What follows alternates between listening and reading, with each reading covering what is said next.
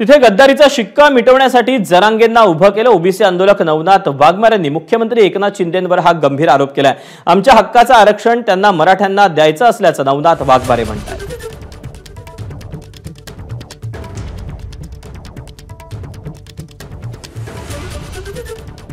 सर्वप्रथम मी एकनाथ शिंदे यांना सूचित करतो की मुख्यमंत्री हे एका जातीचे नसतात। ते शिवसेनेतून बाहेर पडले आणि कुठेतरी गद्दारीचा ठसा पुसण्यासाठी त्यांनी जरांगे नावाच्या माणसाला समोर करून मराठा समाज जवळ करण्याचं काम केलंय। मुस्लिम समाजाला आरक्षण द्या म्हणतो, कधी ब्राह्मणाला आरक्षण द्या म्हणतो आणि काही दिवसापूर्वी ब्राह्मण समाज आम्ही 3 मिनिटात संपूर्ण म्हणणारा माणूस 2 दिवसापूर्वी म्हणतो ब्राह्मण समाजाला आरक्षण द्या। मी या जरांगेंना सांगू इच्छितो, तू अगोदर संविधानाचा अभ्यास कर, मंडल आयोगाचा अभ्यास कर आणि त्यानंतर आरक्षण माग। एबीपी माझा, उघडा डोळे बघा नीट।